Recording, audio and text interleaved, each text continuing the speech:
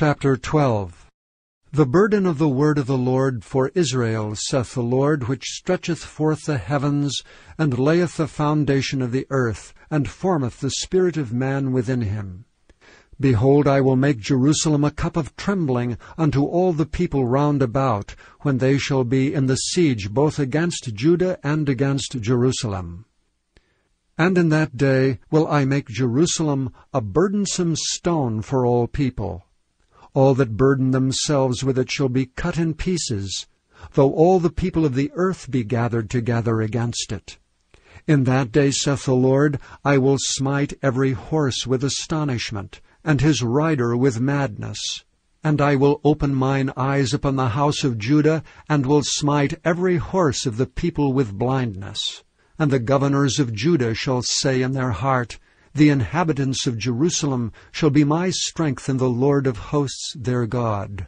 In that day will I make the governors of Judah like an hearth of fire among the wood, and they a torch of fire in a sheaf. And they shall devour all the people round about on the right hand and on the left.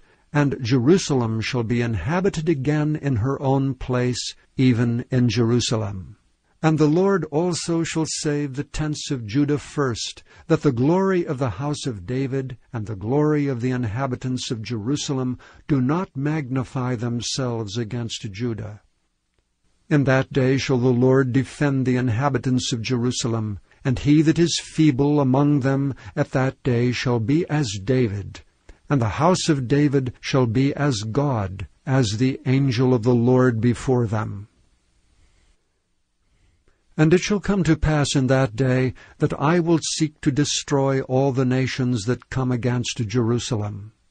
And I will pour upon the house of David, and upon the inhabitants of Jerusalem, the spirit of grace and of supplications.